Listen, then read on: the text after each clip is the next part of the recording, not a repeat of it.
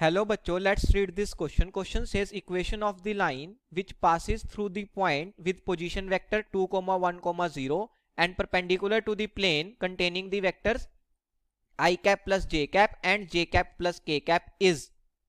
Option A is r vector is equal to 2, 1, 0 plus t times 1, minus 1, 1. Option B is r vector is equal to 2, 1, 0 plus t times minus 1, 1, 1. Option C is r vector is equal to 2, 1, 0 plus t times 1, 1, minus 1. And option D is r vector is equal to 2, 1, 0 plus t times 1, 1, 1. सबसे पहले हम discuss करेंगे की concept and की concept is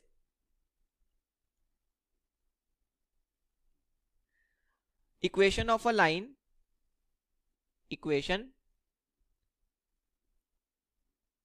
line passing through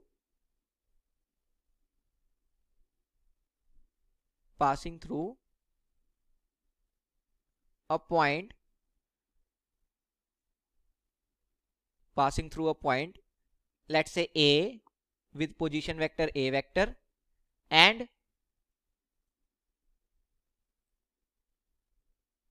parallel to B vector is r vector is equal to A vector plus t times B vector, where t is a parameter. अब हमें बोल रहा है कि equation of the line which passes through the point with position vector 2, 1, 0 means हमें ए vector already दिया हुआ है. क्या है? 2, 1, 0. सो ए वेक्टर इज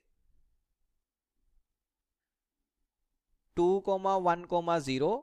इस फॉर्म में लिखने का क्या मतलब है कि 2, 1 और 0 क्या है? ए वेक्टर में आई कैप, जे कैप और के कैप के कोफिशिएंट्स हैं. अब नेक्स्ट हमें बोल रहा है कि our line is perpendicular to the plane containing vectors I cap plus j cap and j cap plus k cap. तो let's say I cap plus j cap को x vector मान लिया.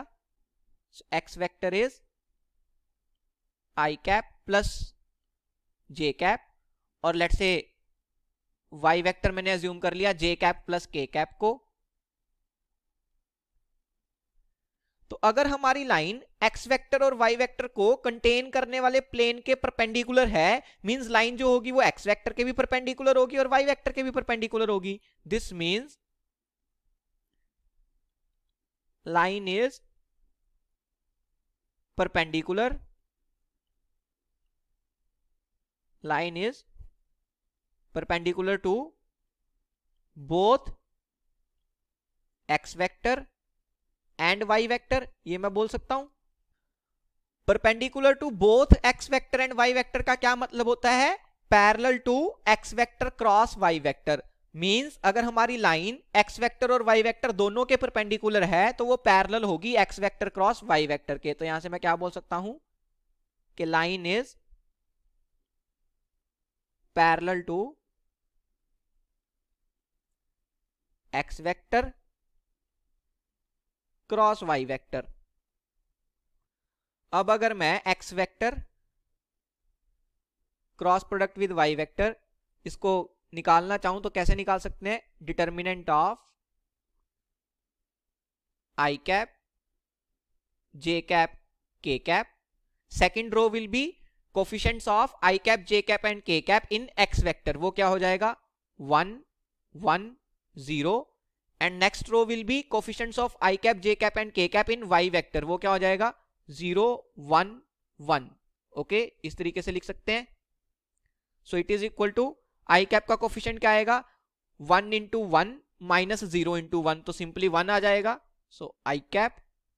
j कैप का coefficient क्या आएगा? देखो minus of 1 into 1 minus 0 into 0. So 1 into 1 simply 1 हो जाएगा, तो माइनस ऑफ j कैप आ जाएगा. और k कैप का कोफिशिएंट क्या आएगा? 1 इंटू 1 माइनस 0 इंटू 1 सिंपली 1 आ जाएगा. तो यहाँ पे क्या आ गया? k कैप आ गया. तो बेसिकली लाइन जो है जिस वेक्टर के पैरेलल है वो वेक्टर मेरे को मिल गया.